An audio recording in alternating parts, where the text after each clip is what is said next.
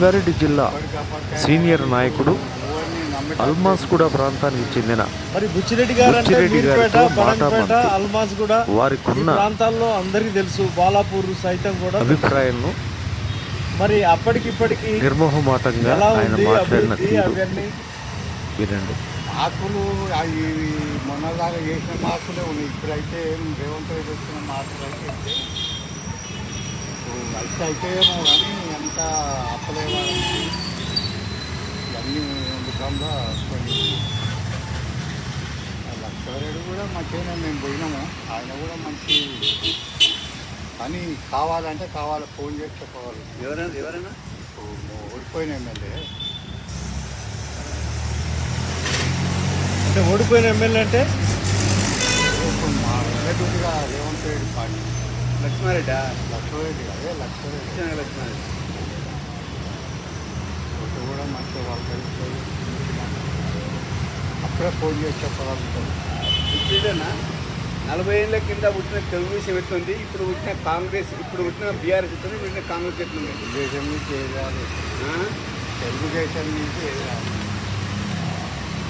ఎందుకంటే పరిపాలన అదే అలాగనే ఉంది.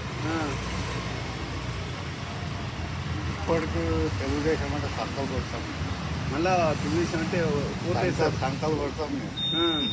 మరి ఇప్పుడు తెలుగుదేశం కనుక పార్టీ తెలంగాణలో రూపకల్పన చేసినట్టయితే మీరు పార్టీలోకి వెళ్తారా? వెళ్తాను తప్పగా. తప్పనిసరి. మరి టీఆర్ఎస్ గురించి మీ అభిప్రాయం ఏంది? టీఆర్ఎస్ గురించి అంటే టీఆర్ఎస్ వాళ్ళు కూడా చేస్తలేరని అభివృద్ధి అయ్యింది, కాలేదని ఏం లేదు. కానీ ఆ జాబులు వాళ్ళు ఏవేవో చెప్పుకుంటే పరిచయం అయిపోయింది. స్కామ్లు అని ఇప్పుడు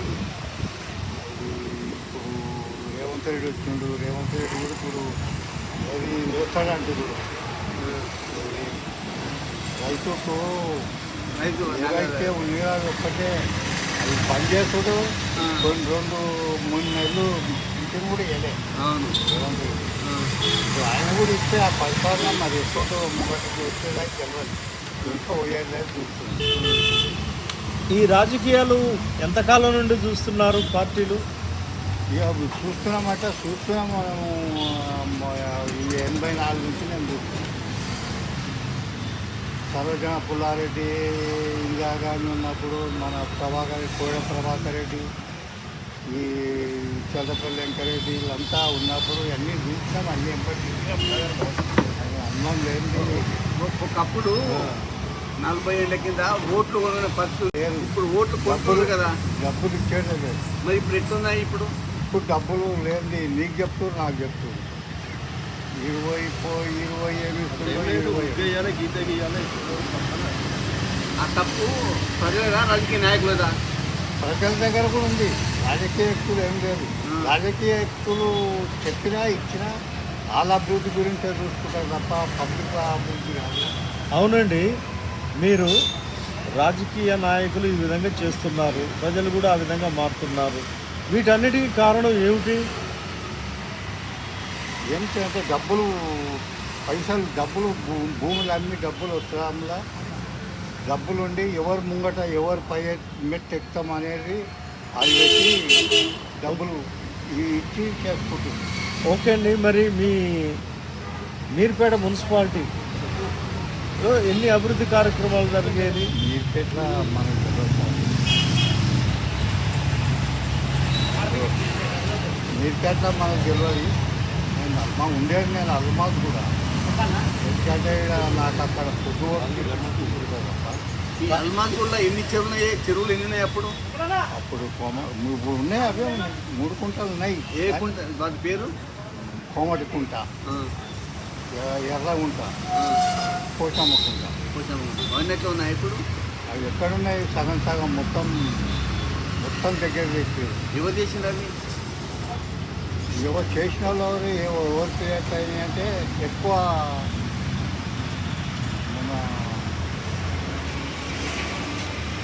టీఆర్ఎస్ క్రియేట్నే ఎక్కువైనాయి. మరి వీటన్నిటి కారణం ఎవరండి? ఎవరంటే కబ్జాలకు పాల్పడింది ఎవరు? అంటే ఇరిగేషన్ డిపార్ట్మెంట్ వాళ్ళు చూడలేదా?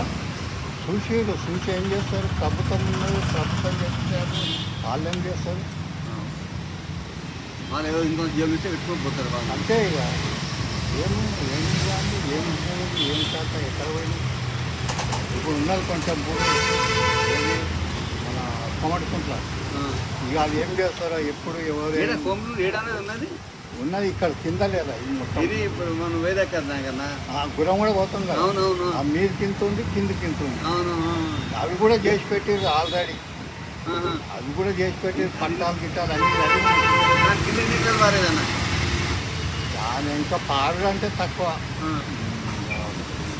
ఇంకా హెల్ప్ ఉండాలి, కుంటల నీళ్ళు ఉండాలి అనుకుంటే అది ఉండేది. అదంతా గవర్నమెంట్దే కదా అప్పుడు. ఆ గవర్నమెంట్ ఇప్పటికైనా గవర్నమెంట్. ఇదండి అల్మాస్ కూడా ప్రముఖుడు స్థానికంగా ఉన్నటువంటి బుచ్చిరెడ్డి గారితో మాట్లాడినారు.